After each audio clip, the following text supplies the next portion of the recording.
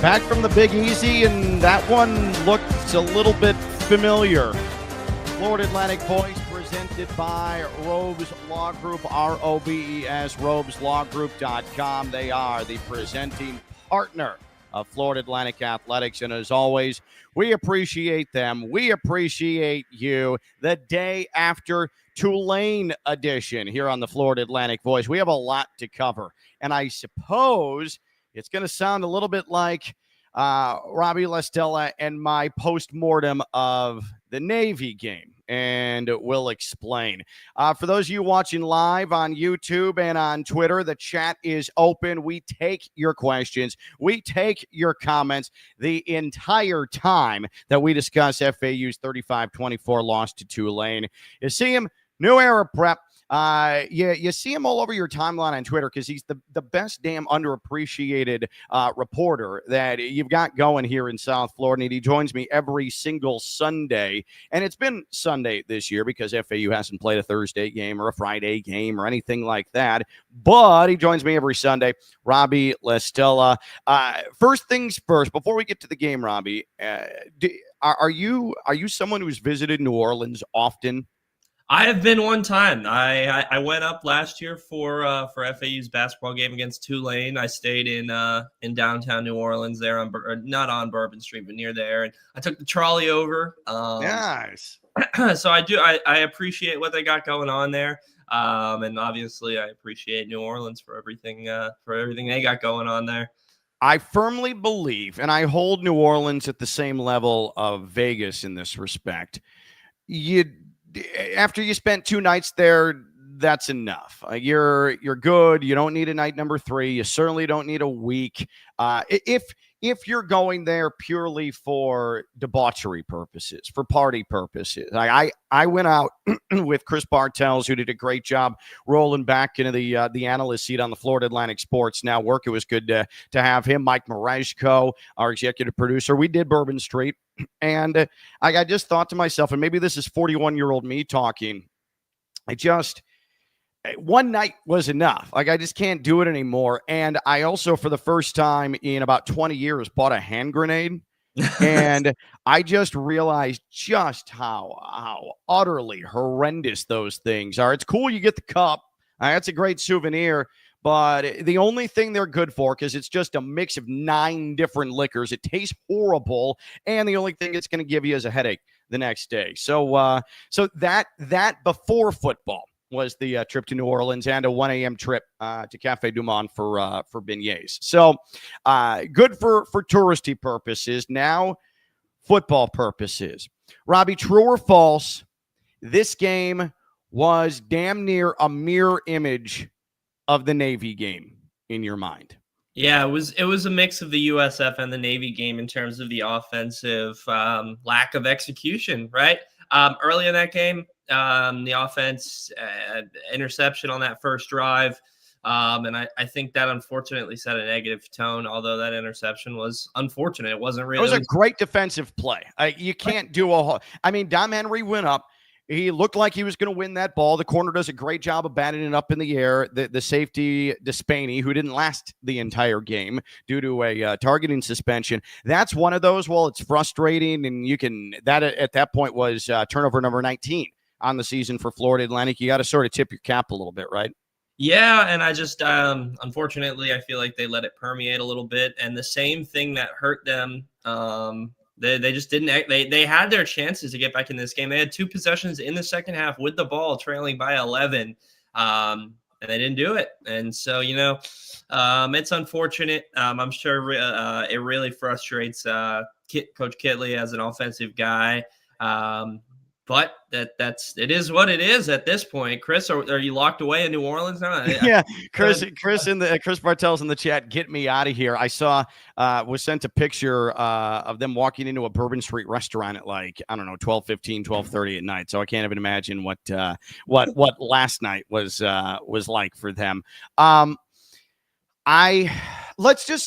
Let's talk about the turnovers first, because there were 2 aspects to this that were very similar. It was turning the ball over and it was the drought of offense as the defense finds its footing. I mean, this was almost mirror spitting image of the Navy game from that perspective, because it also spanned the vast majority of the third quarter, which is exactly what happened against Navy. Like against USF, things precipitously fell off the face of the earth throughout the third quarter.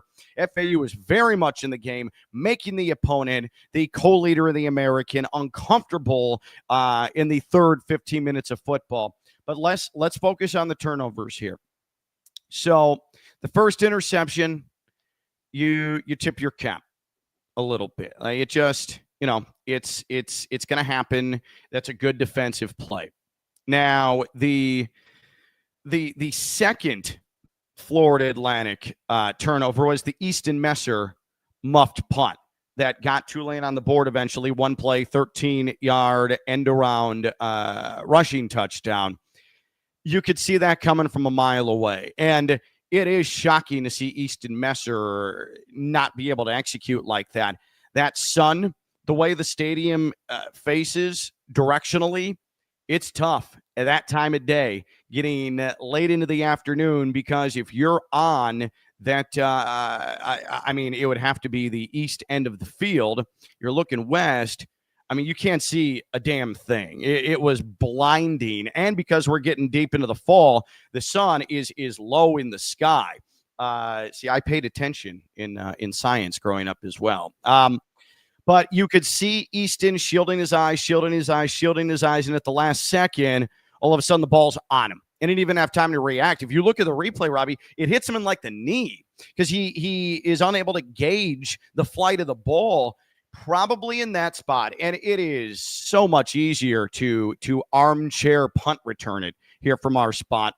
But and I'm sure he knows this, if he can't see it, if he's having trouble tracking it, that's where I feel like you just bail. And if you get pinned down inside the 5, so be it. But it's better than the alternative, which is what ended up taking place. That one hurt, because it was truly the first time after FAU had forced Tulane 3 and out. FAU offensively had moved the ball. That was truly the first time Tulane had experienced any sort of positive other than the interception in that first quarter to that point. Yeah, at the end of the day, that's a guy trying to make a play. You look at that from a football sense, and when they look back at it, you've seen what Easton Messer can do when he gets a punt return. He was trying to make a play, but as you mentioned, when you're sitting there like this, that doesn't bode well. That's going to spell doom usually.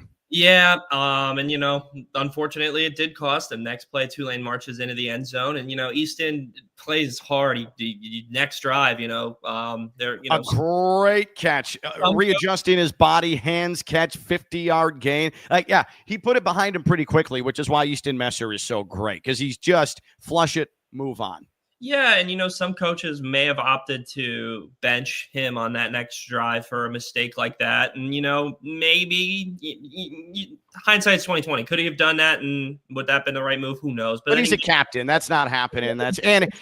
Ultimately, it's not like he did anything reckless. He was trying to again, sun got in his eyes. Yeah, and so that happens, but then you look at it though, your first 2 turnovers of the game, they're just killer. And, you had a drive going on the road in a packed stadium, interception, Tulane goes down, and then that happens. And so you get a defensive stop, and then that happens. So just unfortunate, really. You want to, it's definitely easy to sit here and say a captain can't make that play. What's going on, yada, yada. And I'm sure Kitley's thinking that too. But at the end of the day, like we said, it's sun. It happens. He made a play to make up for it. The issue is they were not able to. They had chances to overcome these turnovers multiple times in the first, and they just didn't do it. That's been the story all year. Despite that horrid turnover ratio near the bottom of the country, they've been in games. They've had chances to make up for it.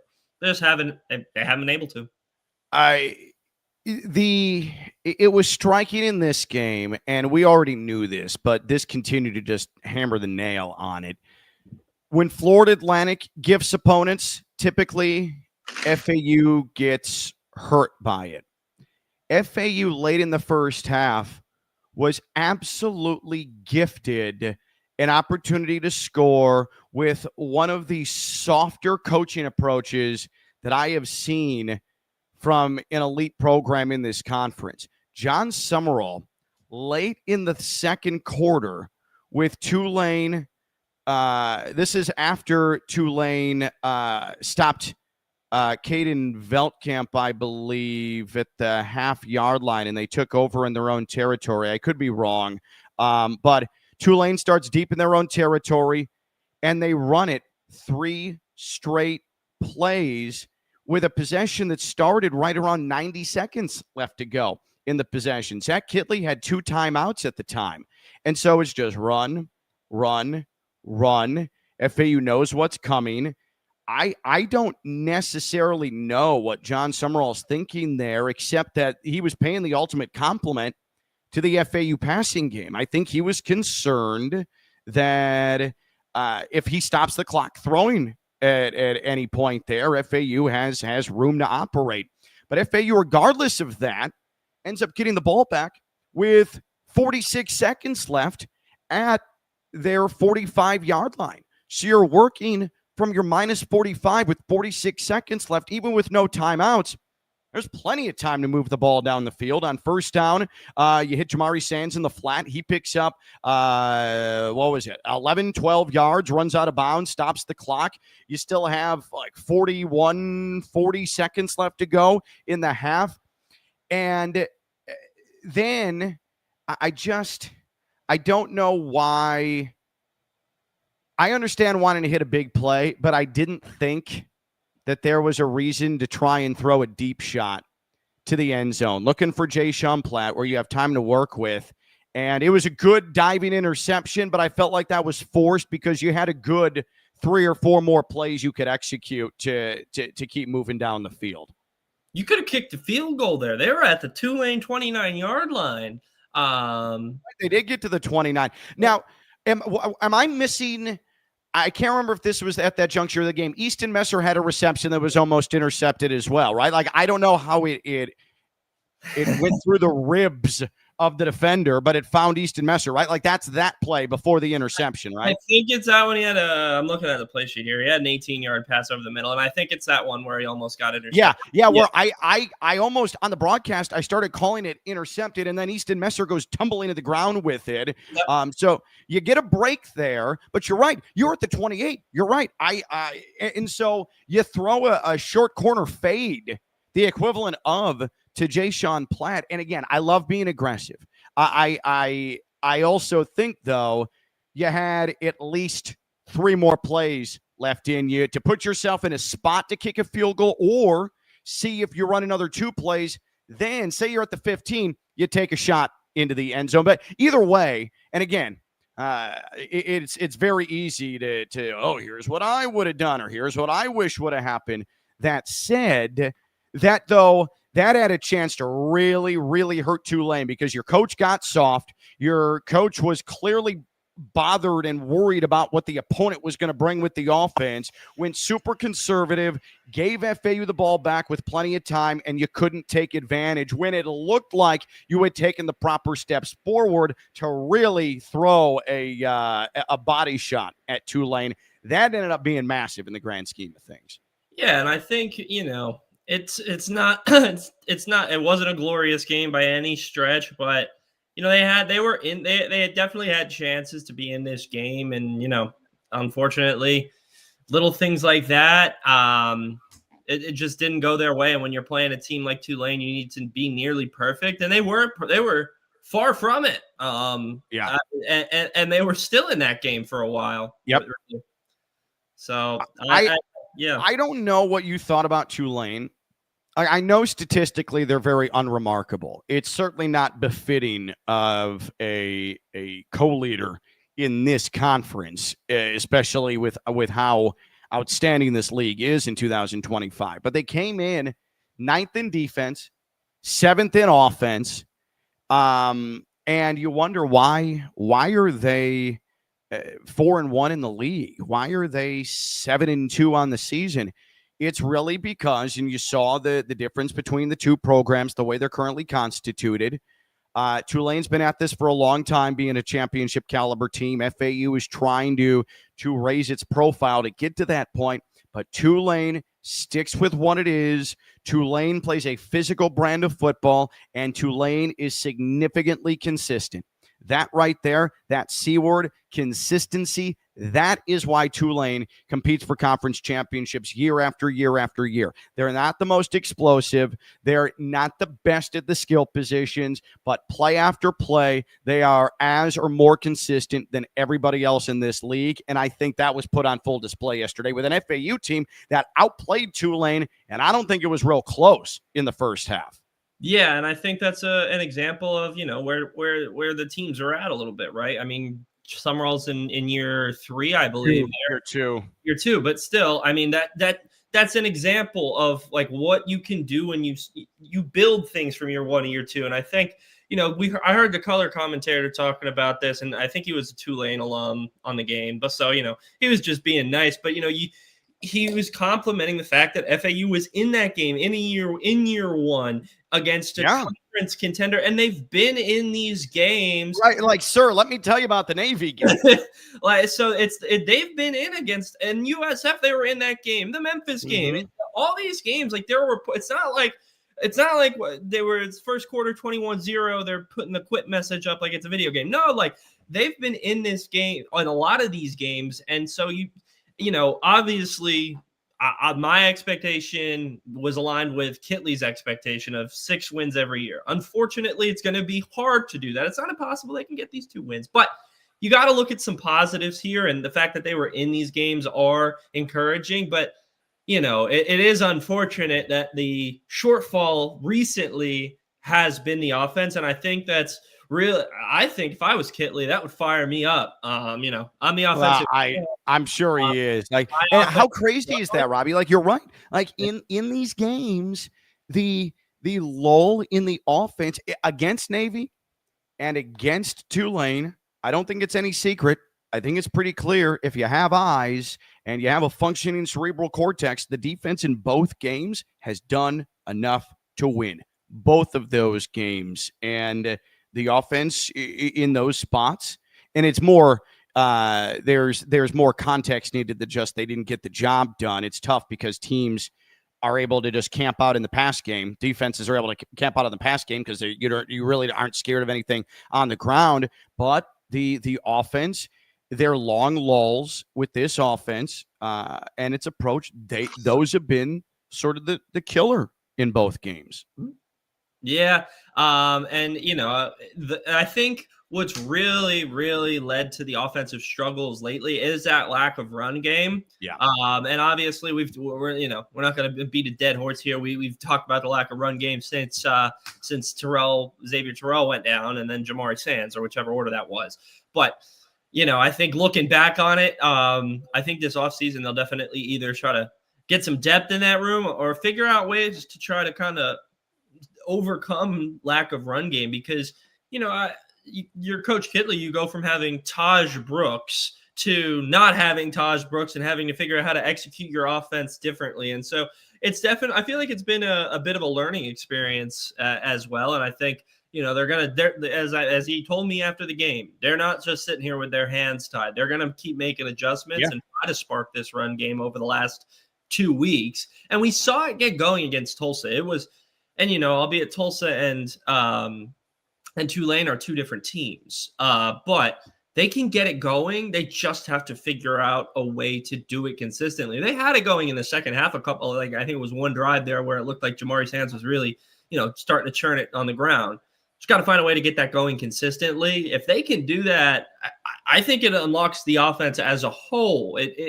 No doubt. The whole complexion of this year changes because right now the run game is very solid, on pace for the second worst rushing season in FAU FBS history. The only run game that would be worse would be 2012, which was the first year of Carl Pelini, which was at about 97 yards per game. FAU is flirting. They're just above the century mark right now with 2 games left to go. This is a historically, by FAU standards, underwhelming rushing season. If you have 140 yards per game on the ground, I think FAU's probably already bowl eligible in this spot.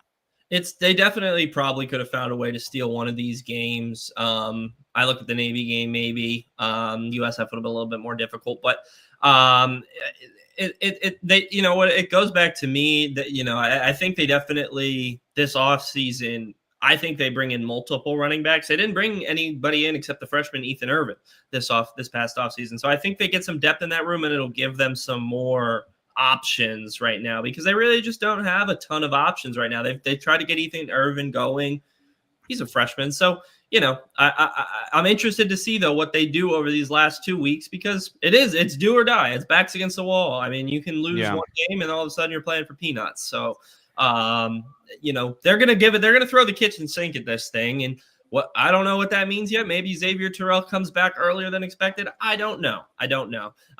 We'll see. But knowing that Kitley is an offensive guy, knowing that he's been studying offense since he's been in high school, like whatever you want to say, this is going to be fun to watch, because he's going to give it his best. He's going to cook, as people like to say. So we'll see what he can do. I don't know about Xavier Terrell coming back. If I trying to do the math in my head, and I don't know this for sure, but I do think he's still in line potentially for a medical red shirt, because we haven't seen him since the Memphis game. So I think there's a potential medical red shirt that he could be able to gain. So I don't know if we're going to see him the rest of the year. And just real quick on your point about trying to add some depth in the running back room. Yes, that needs to happen. But I also think there's very much a chicken or the egg type of situation happening with the run game, because the offensive line has really struggled to push forward and open up holes for the run game as well. So they're absolutely, because I don't want people thinking that, are you saying Caden Shields-Dutton and Jamari Sands aren't good? No, we're not saying that at all. In case of injury, though, it would be nice to have a third body, and it's pretty clear that the offensive line is going to need reinforcements as well. And then in the second half, Caden Veldkamp throws one more interception, and this was the one of the three picks he threw where I think you put it on him. He just tried to force a ball, and a safety's able to come over, swipe the ball, deflect it into the air, easy interception. That was the one where you say he was trying to do too much in that spot. So, and again, you appreciate that, but that brings me to this. And I know that you were listening to Zach Kitley's post-game interview on the Florida Atlantic Sports Network. And so you know better than me what the exact quote was. And I'm going to find what you put out from that. And then you had some follow-up questions off of that to Zach Kitley. You guys did a good job with that one. I don't get to tune into it all the time, but I thought it was really good, informative. He gave a lot of good stuff. I suggest people tune into that more often. He's just so he does not tiptoe around things, which I really appreciate about Zach Kitley. But this is what Zach Kitley said when Mike Mareshko asked him about the shoulder issue of Caden Veldkamp. And here's Kitley, quote, I can tell you for sure he's not 100%.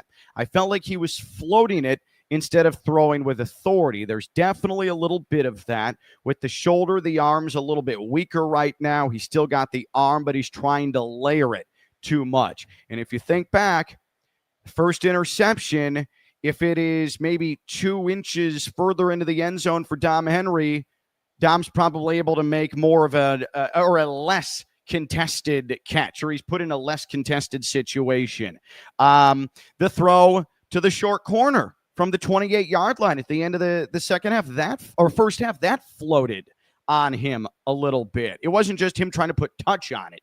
And then the final interception he threw, I think that was the best example. He also in the second half had a throw, an intermediate throw along the near hash that he usually will missile to Easton Messer. And instead, he sort of finessed it, and Messer took a big hit. It was incomplete. Like that was another example. And so I guess based off of that, and then you followed up after in his post-game availability, and here's what Zach Kittley had to say. Quote, Caden will be out there for us. He's sore, but he's extremely tough. He's pretty down on himself because of the turnovers, but he's a coach's kid. He comes to work every day, unanimous team captain, all the things you're looking for. And so he'll come ready to work this week. We'll find a way to go attack UConn. I mean, that is the confirmation. Caden Veldkamp, obviously we knew he's banged up and he's hurt, but this is the first true confirmation, the first true validation that Zach Kittley believes that it may be affecting his ability to put velocity at the very least on the ball. Yeah, it's definitely something to consider. I don't know. I didn't want to ask this right after the game because it's something that it's not really that topical at the time, but I want to know if they're going to try to change the offense at all over these next two games because, so that would really kind of make things interesting because the deep shots are a major part of this offense, and the precisionness of them, as we saw against Tulane, are important. Every millimeter matters. And so, obviously no quarterback is going to be perfect. No, I mean, if they are, they'll be in the Hall of Fame one day. And so, but an injury makes it just that much more difficult. And that's when it starts to turn into, a millimeter off and a couple inches off, and then it's an interception. So, I don't think unless it gets worse, we see Zach Gibson. And I don't know, should FAU unfortunately lose next week at UConn? Do they then decide to go with Zach Gibson? Maybe, but still, it's not like, there's not like there's a medical red shirt available there. So, and Caden wants to go out. You know how he is. In that hypothetical, and I hope it doesn't happen, I would suspect Magwood probably would be the guy they tapped in just to get a young guy some reps. But again, like that could be. Hopefully, that's not even the case. It is a non-factor, but it is something to look out for. I just look though. And you're right. The deep shot is a big part of this offense, but it's not the only component to it, as we've seen. And if you're scoring at home, by the way, Caden Veldkamp set the program record for completions and pass attempts in a single game yesterday against Tulane. 57 attempts. 57 for Caden Veldkamp yesterday. Now, part of that is you're trying to throw yourself at least back into some semblance of giving yourself a shot in the second half. Now, this offense, and because I saw it with my own eyes when Zach Kittley was at Western Kentucky, you saw it up close and personal as it diced and sliced and completely maimed FAU's defense in 2001. A lot of this offense is hit the intermediate ball and then yards after the catch, after yards after the catch, after yards after the catch. You know what neutralizes that? When the safeties and the linebackers don't have to cheat up because there is no run game to be concerned about. If you can establish a run game, then you can start hitting the intermediate ball. You run in routes, suddenly you're in foot races with the safeties, and the whole weaponization of this offense is able to take place. But right now, it's running at about 60% velocity because that aspect of it isn't there. And that's only going to, my point of bringing it up is hurt shoulder or not, that's going to make the job of Caden Veldkamp that much more difficult. And that was one of the, in a situation like this, the specifics, intricacies of the game is not what I'm going to be specifically asking, but that is what I asked specific about this game was what Tulane was doing to take Easton Messer out of it in the second half. Because before that last touchdown drive there in the fourth quarter, Messer had no receptions in that second half. He was taken completely out of the game. And it's easy to look at the box score or the game chart and say, oh, wow, they didn't score back to back. But what was the reasoning behind that? Why all of a sudden is the offense going from explosive to nothing? And It's because they're dropping those safeties back. They're eliminating a lot of the deep shot. They're doubling Messer. They're doing different things to take FAU's receivers out of the game. And what did you say? What did Kitley say? It's because they're not having to stay true to the run game. And until they have a reason to, Jamari got going there on that one drive. And I think they saw they did adjust on that drive specifically. But other than that, it was it. That was it. He had that one little drive where I think he had one first down carry there for like 12 yards or so, another 7-yard carry, something like that. And that was it. So got to find a way to spark it over these last 2 weeks. UConn hasn't had the best run defense at times. They've been, all right. And so, there's a chance they get it going this week. And we've seen them make shuffles on the offensive line. I don't know if that's the answer again. I think they've done enough shuffling there. I think they just got to find a way to execute it these next couple of games. It's just tough. It's been 10 weeks, and so it's nice to it's nice to think about, but how much confidence can you have that that's actually going to happen? By the way, the chat is open. Give us your questions. Give us your impressions, your observations of FAU's loss to Tulane. Get in that chat. Robbie and I are taking all inquiries and all observations. Of course, if you're watching this live on Sunday morning on YouTube and on X, and for those of you who listen to it in its podcast form after the fact, well, just go ahead and tweet at me at KLV Says, and we'll handle it from there. So then there is the drought component of what happened in this game. In the third quarter, FAU was outscored 7-0, and despite it only being 7-0, this feels like where the game was lost, because Florida Atlantic's defense got off the field over and over and over and over again. And so Tulane starts, Robbie, with a 6.5-minute possession to start the third quarter.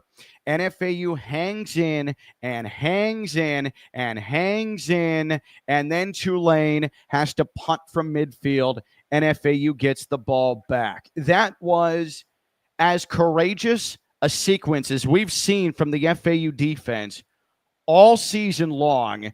Kamari Johnson, Deshaun Batiste were big on this possession for the FAU defense. You had a near stop on a 4th and 2 where Demarius McGee thought that he got to Jake Retzlaff, who almost fell flat on his face trying to head towards the first down marker on 4th and 2. Speaking of just bad luck for FAU, Jake Retzlaff is absolutely on skates trying to run to the outside on that play, and he almost biffs it. And at the last moment, he's able to reach the ball over the first down marker, and upon review, it was pretty obvious he got it. But the initial call was turnover on downs. But there was a lot of good from the FAU defense there on their heels. Florida Atlantic gets the ball back after that. And what happens there is the third interception of the day thrown by Caden Veltkamp. The one we were discussing where he tried to force it over the middle. That was so deflating, and FAU really didn't recover after that. Tulane would go 3 and out. Or no, it was the interception for Josh Roberts that got FAU the ball back. And I feel good for Josh Roberts, who should have had the easiest interception any player in their career would ever have last week against Tulsa. And I think he got nervous, and he's a defensive end, and so he doesn't have the greatest hands in the world, and he biffed it off his shoulder pad. This one, though, this is as good as it gets. A short throw to the flat by Retzlaff, and Josh Roberts just gets that big old paw up there and picks it off with one hand. FAU gets the ball back, but then they just go backwards on the subsequent possession.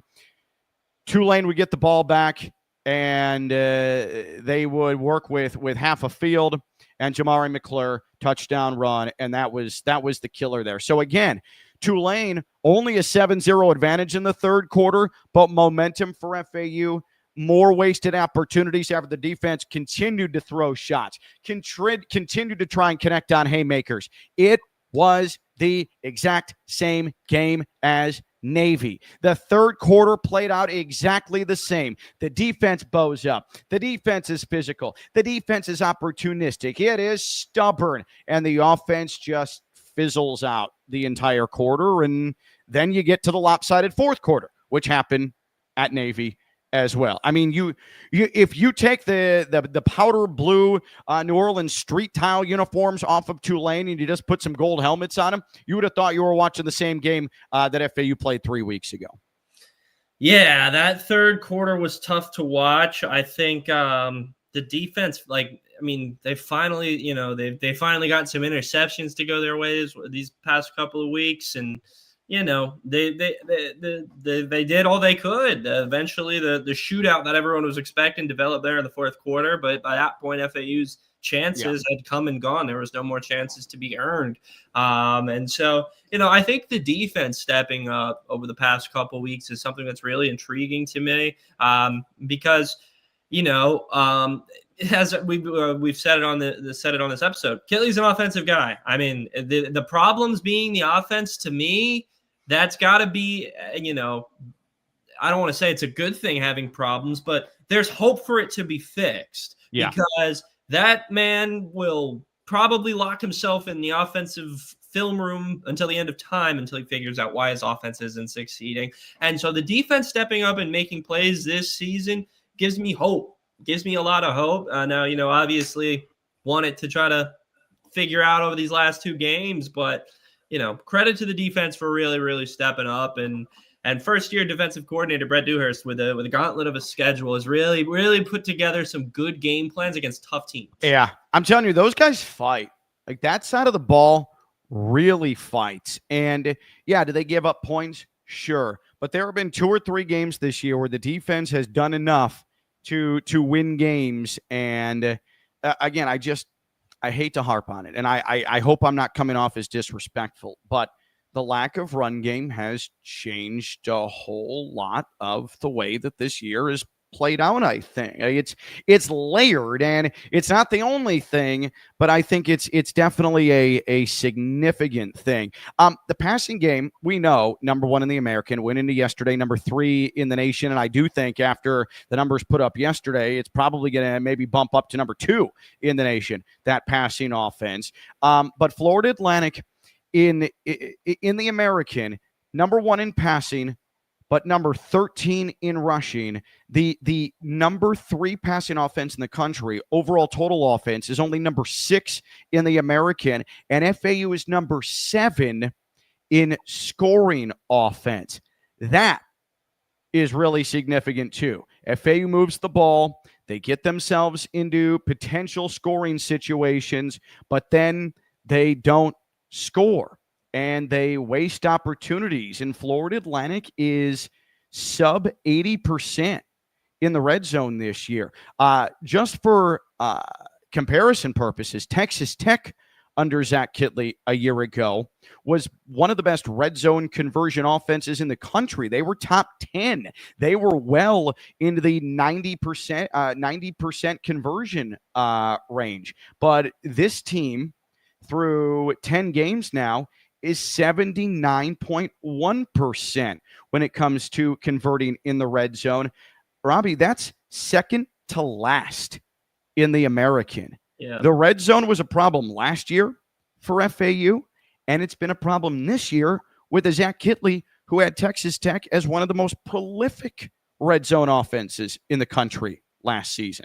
Yeah, I remember the episode you did over the summer where you broke down the red zone inefficiencies. And, I mean, I looked at that 2-point conversion yesterday, and that was, to me, where I was like, something's off here. Something isn't clicking, because the one that was thrown out of the back of the end zone? Yeah. I mean, I write freelance for covering the New York Giants, and that just was like Russell Wilson in the red zone, and that is not what Caden Veltkamp normally does. That's not what a Zach Kitley offense normally does. And I think we said it all goes back to the lack of run game. There is a complete dimension of the offense that is gone. They can't play smash mouth football on the goal line. They have the illegal formation penalty that took a touchdown off the board. They can't play smash mouth there, so they have to try to do something innovative. They go to a specialty formation, and That's a, you can execute it, but when you're on the road in a packed stadium, it's tough. And, you weren't in the right spot on the line. You get flagged for it, 7 points off the board. So that all goes back to not having the ability to run the ball there on the goal line. And I think that really, really hurts the red zone. Not even on the goal line necessarily. Even if it's like first and goal from the 7, you're not getting 3-4 yards. Oh, I think we lost Ken. But you're not getting 3 to 4 yards there when you're on the goal line. And that when you can't have any type of rush yards, when you can't have anything, that really hurts you. And that really limits the overall ability of the offense in the red zone. And I don't, there's only so much they can do with what they got right now. And so I think it's just going to be, we're going to see more innovation over these next 2 weeks of them trying to figure out different ways to get those short yards that they usually could get in the run game that they're just not getting right now. The chat continues to be open. If you're watching this live on YouTube and on Twitter, and I know that there's going to be plenty of discourse to come about the UConn game coming up and the East Carolina game coming up. I just want to reinforce just how prolifically difficult the back end of this FAU season has been. And I'm not making excuses because I know Zach Kitley's not going to make excuses because you can't control the schedule in the way that a conference year is going to play out. But from October 15th to this point, Florida Atlantic played the American Conference co-leaders in USF on the road on October 18th. The very next week, Florida Atlantic went to Navy, the American solo leaders at that point. Then FAU, fast forward 3 weeks, goes to the American co-leaders, Tulane. And then don't look now, but 2 weeks from now, after they got by Memphis yesterday, there is an 85%, and I'm pulling that out of my backside, but it sounded good, so I'm using the arbitrary number, 85% chance, maybe more, that East Carolina is going to be playing for a share of the American Conference Football Championship when they come to Boca Raton for the regular season finale. I can't tell you how unprecedented this is. Forget FAU for a second. Any football team to go through in the final 6 weeks of a college football regular season. This is downright insanity, the gauntlet that Zach Kitley and this team have had to try and navigate here since the middle of October. It is almost laughable. That's all you can do to keep you from banging your face through a wall. It's pretty brutal. I mean, there's no other way around it. That's why that FIU loss early season kind of really, really hurt your, chances. You like to sit there at the schedule and say this one, this one, this one, and this one. And then if you like to do that, if you chalked up the FIU win, you just go, okay, FIU just has to find a way to steal one of these games here at the end of the season. And now you lose that one, I'll go, you have to steal 2. And it's much harder to steal 2 than it is to steal 1. It's just unfortunate that it's a year one schedule that you got to just push through. But I do think it's a good thing from the sense that you're just throwing a lot of first-year head coaches right into the fire of it. They got to learn on the fly. They're not playing. They're not getting a false sense of hope by beating the worst teams in the conference weekly. They handled their business and beat the lesser teams in the AC. I think that's what we've seen. And I think they've got a picture like, hey, we're not executing enough right now to beat some of these top teams, but if we figure it out, we get we regroup and we figure it out. All of a sudden, we could win one of these games, and here we are. We're in the picture for an American conference. So, very, very brutal schedule. But all of a sudden, how sweet would it get if they find a way to I'm speaking in hypotheticals here, but if they find a way to knock off UConn this week, all of a sudden, you're not only playing for a bowl game, you're playing for the ultimate spoiler. The ECU fans, I got nothing against them. I think I like, they go crazy up there. But hey, how cool would that be if you're FAU? You had some downs, you had some highs, some lows. You got one shot at a bowl game, first time in a long time, and you get to play spoiler. Hey, anything's possible. Anything's possible. We'll see. We'll see. I don't know any East Carolina fans, so I don't really care. So I think too, and I want to drive this home. The homecoming crowd was pathetic in Boca. I mean, that's the worst I've seen in damn near 20 years as the play-by-play voice of FAU. And I don't want to just cast blame and do all that stuff, but that was just not good enough. No. And so if you truly are invested in this team and you truly want to try and help the cause, then this is the time to do it. I don't want to hear about holidays. I don't want to hear about, it's that time of year. No, so many of you are pining for FAU to be considered a real football program. Well, this is the time to hold up your end of the bargain. Okay. This is the time. And is it ideal? No, because UConn's playing its best football of the year right now. They just beat Air Force. They have been comfortably in a bowl position for quite some time now. And then you've got an East Carolina team that could be playing for a conference championship. So this is it. This is it right here. If you're trying to hit what was your primary season goal, give me one player on offense and one player on defense that really, maybe not the high profile guys that we always talk about, but one guy on both sides of the ball that you thought sort of flashed and popped a little bit in the Tulane game.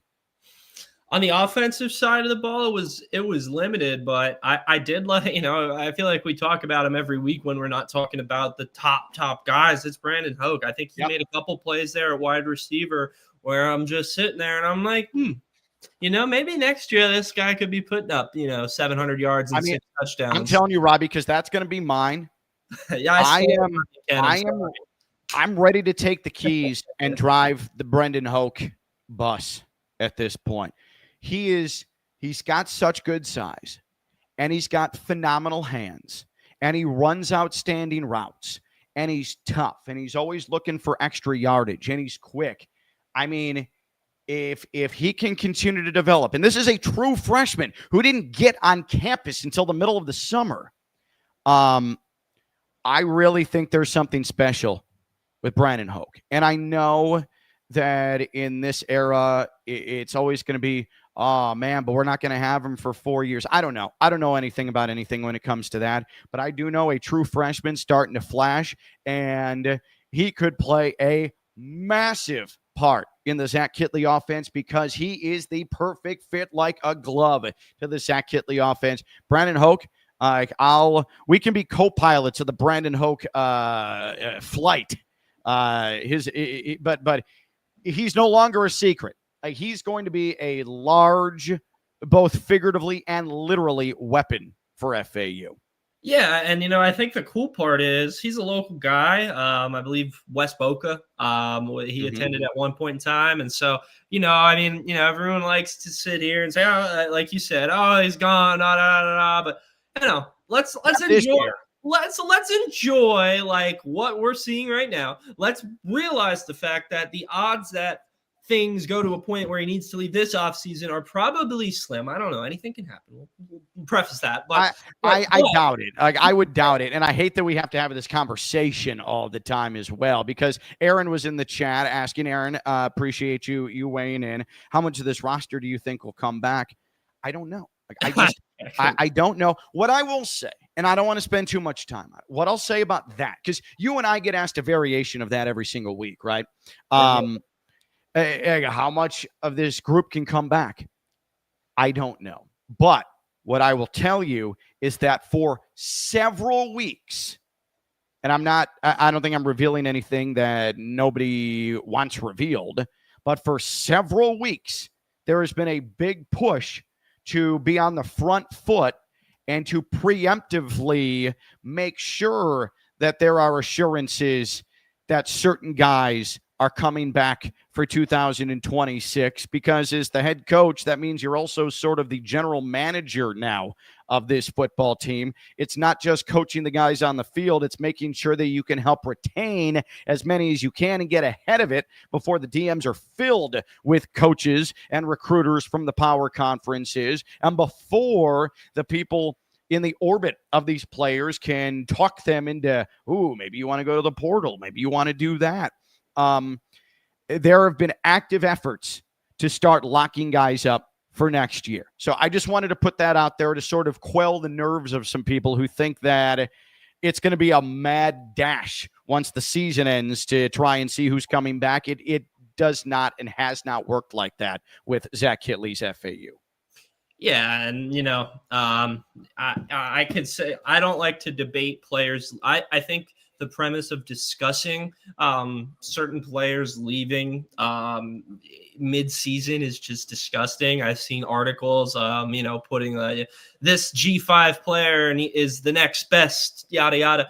I'm not a fan of that. So I think I think we just need to enjoy what we've got. And yes, like you said, I think the staff has definitely made efforts to make sure guys know their value and that, I don't think it's going to be mass exodus by any stretch this offseason. Will guys leave? Probably. Will they deservedly get raises that they can't get here? Probably. But I think what we saw this offseason, they can go out and find guys. We just signed a JUCO recruit on Friday.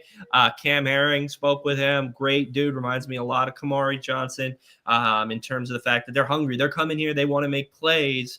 And so they're going to find guys to really, bolster this roster in this offseason, as well as, retain guys and guys who we've seen in smaller roles this season may, get expanded roles next season. Brandon Hogue, one of them. Now, defensively, who's someone that really popped for you in this Tulane loss? I will say, there was obviously Josh Roberts. He definitely was working off the edge and with the interception. That's an easy one. I thought Duda Rogers made a nice play. He only had a couple snaps there at corner, but he made a nice PBU. He's a guy who probably, didn't play as much as he probably would have expected coming into the season, but it doesn't matter. He's still here, making plays like that in the snaps that he gets, which I think is important. Like I just said, there's a chance next year that, he may have had a little bit of a smaller role than expected this year, but keeps making plays like that, can earn a bigger role next year. So those are the types of things I like to see. And then late in that game, in that third quarter, I believe it was Ty Coolhill-Lumen that was making some pass rush plays on the line. I don't, was it him or was it his brother? Whichever Lumen it was, that was making some pass rush plays. I do believe it was Ty Coolhill. But both of those guys made plays in short stints there off the edge and at corner. And I like seeing that, right? You sprinkle guys in, guys need to spell. When you bring in the backups, it's cool to see them make some plays as well, which I think is important going forward. I find myself continuing to gravitate towards Gavin Marshland. Mm-hmm. I just think there's a lot there. And in the last month or so, he's really started to show it.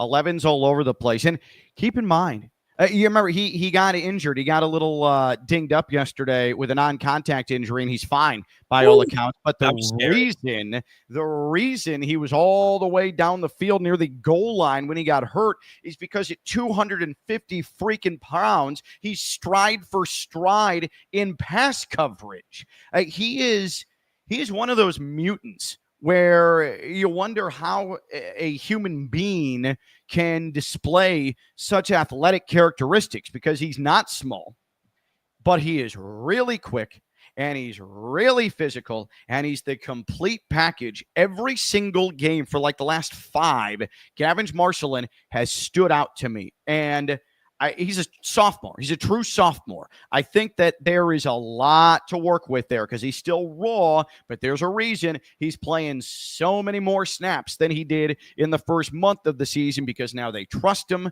and they see just how much he's progressed throughout the course of the year. I'm a big Gavin Marshland fan for sure. I do think, Robbie, we might need to jump on later in the week and do something to preview the UConn game upcoming. They're a much different offense than they were last year, where it was run, and punch you in the face and run, and keep running. Now they want to pass and pass and pass. And the top 2 receivers in the country from a completion standpoint go at one another next week in Boca. That's never happened before in FAU's program history. I wanted to go through the American real quick and primarily USF. USF lost to Navy. Eliminates USF from the college football playoff picture, not mathematically, but from a common sense standpoint, it's done.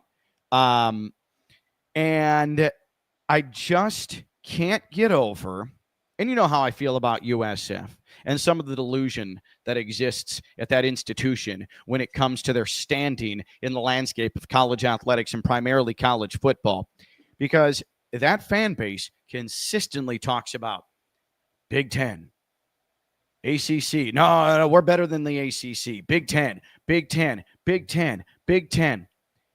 We are going into the year of our Lord 2026 next year, and there is a significant chance USF will have never played in a conference championship game in the Big East / American Athletic Conference. Sorry, Tim Pernetti, American Conference. So you mean to tell me that USF, having never played, in all likelihood, for a conference championship, and you're going to go play in the Big Ten? Get out of here. Get out of here. And another thing for Alex Golesh, who made it a point in his post-game press conference when FAU was called for disconcerting signals on a 4th down in the first half that led to a USF touchdown, when Alex Golesh praised the officials and said, I'm glad that they did that. It was happening from the sideline.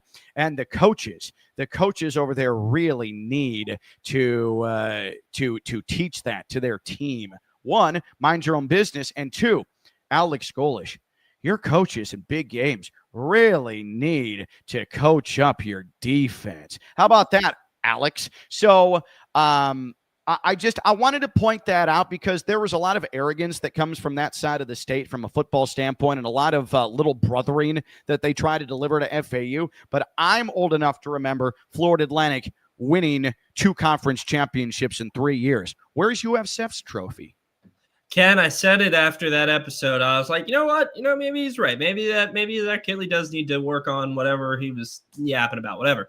But I did say karma is a real thing, and it tends to come around in ways that hurt. And well, Navy, they had karma on their side. I mean, Robbie, they've wasted Byron Brown's career. This is one of the most dynamic players, if not the most dynamic player at the Group of 5 level this year. I mean, he is phenomenal. And he, in the losses for USF, has done Herculean things to try and lead them to victory. And the other side of the ball has not exactly reciprocated. So I just wanted to point that out as a program that refuses to consider FAU a rival, a program that treats FAU like they are second-class citizens, a program that treats FAU like they are better than Florida Atlantic and shouldn't even be uttered in the same sentence, the same breath, let alone sentence.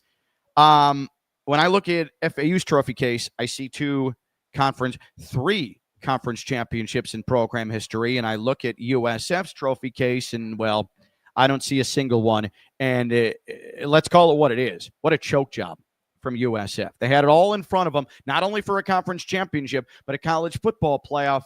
And holy hell, North Texas, of all programs, has the inroad now for the college football playoff berth as one of the highest ranked conference champions. How insane is that?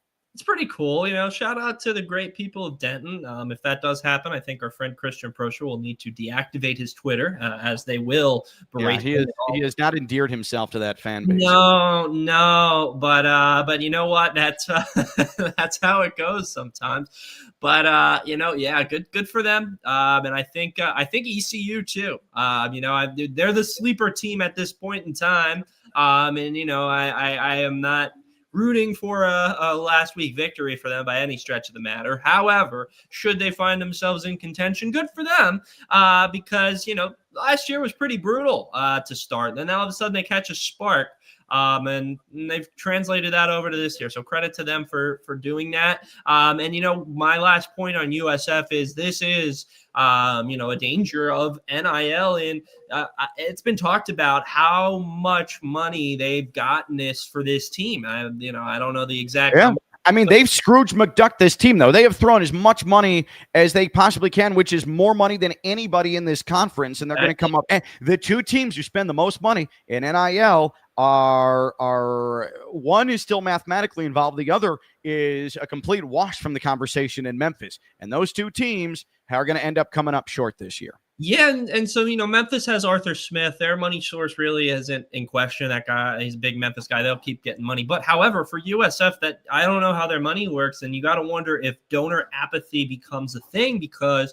when you have such high expectations and then it all comes crashing down with your most expensive team ever, that's the danger of NIL in a world where you're asking fans and executives to donate. When there's no results, what's the reason they keep that donation going? So I don't know. Maybe they have a big corporation that's going to keep donating too. I don't know. But it's something to monitor if they have as much NIL as next year. We were potentially going to have a surprise guest jump in midway through the podcast here, but they're traveling back to Boca Raton. Joey Worthen, FAU men's soccer coach, was going to jump on, but some travel overlap didn't allow that to happen. But first off, congratulations to FAU men's soccer. They win the first ever conference championship in the history of the program.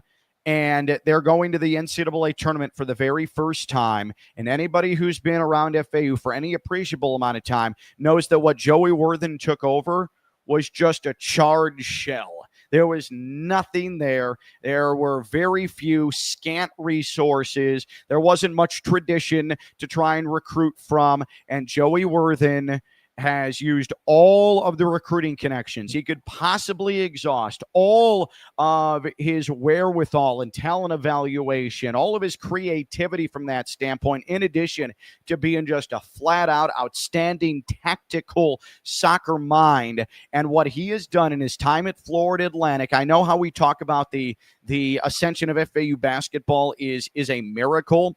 Maybe not at the same level, just from an overall picture of athletics, but Joey Worthen turning Florida Atlantic men's soccer into a conference champion and now a sustained, successful program is an absolute unmitigated miracle. He took over nothing but a couple of soccer balls and a field that had some pockmarks in it. That's basically what he took over, and he has turned it into an unrelenting attacking force with a defense that will stymie you at every turn. So congratulations to Joey Worthen. Congratulations to that entire group. Mamadou Diarra was brilliant in the final against FIU, and how much more satisfying is it that it came against Florida International? The whole thing is just storybook stuff. And so later this week on the Florida Atlantic Voice, we are going to chat with Joey Worthen, and we're going to discuss this men's soccer program, how it's evolved into what it is, and what the path to a conference championship was like for this group, and look ahead to an NCAA tournament for FAU men's soccer. Even if you don't pay a ton of attention to men's soccer, which you should, I don't know why you wouldn't. But Robbie, this is just like softball and its dominance now in the college softball landscape. FAU men's soccer making this leap is massive for the school, because this is something, if Joey Worthen can continue to build up this program, there's no reason why it should fall off, because he has his finger on the pulse of the modern day landscape on the men's soccer side. What a phenomenal job by that entire group. Yeah, that interview with Mo Diarra after the game, that was everything about college sports, right? He's pointing out the 30-something FAU fans in the stands, and I thought that was really, really cool. And he's talking about his family and just everything that went into that interview. It took me back to like before every conversation about college athletics was about dollar signs and TV and everything that's wrong with college athletics. If you want a refresher, I have it posted on my page. It's 90 seconds. Just go listen to how happy he is to talk about the 30 FAU fans that are in the stands, or the fact that his family got to watch and he misses them and he can't wait to see them. I just thought all of that was just like a refreshing breath of air. And so, yeah, shout out to Coach Worthen and all of his the whole team. I mean, they were hyped up out there, and I caught the end of that game, and yeah, that was good stuff. And yeah, let's see. I don't follow it as much as I should, but from what I understand, there is a chance that FAU is a host of a first round game. Is that correct, Ken? That I actually don't know, Yeah, but I know for a fact there is an attempt to host at FAU. That I can tell you. If it's going to happen, I don't know. I don't know either. They mentioned it on the end of the game. It wasn't. I don't know enough either. But we'll find out. And if they do, that place has got to be rocking. I don't know how the student government works. Let's do a soccer tailgate. I don't care. Yeah.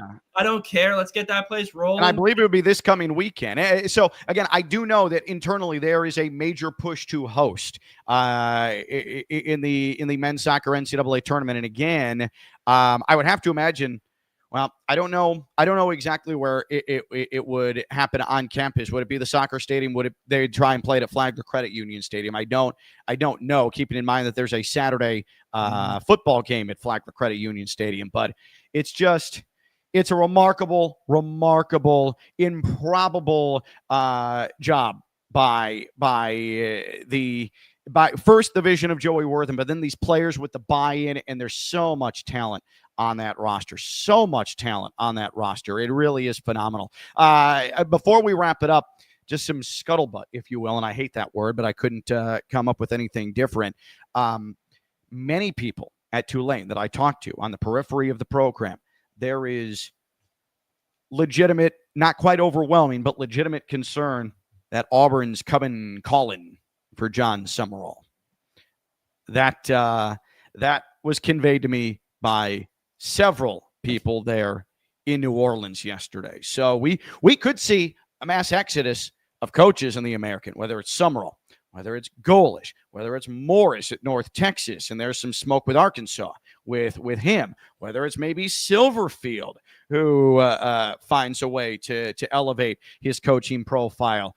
There could be some turnover in the American from a coaching standpoint. But again, it's just fun conjecture. Those are just rumors, but it's like my own personal page 6 in the New York Post. There you go. There's a little gossip for you when it comes to American conference coaching. Robbie, as always, thank you. Outstanding recap. Always good to catch up with you on a Sunday. Didn't get to do it last week because of FAU basketball commitments, but listen, bottom line is there's not much more to say about it.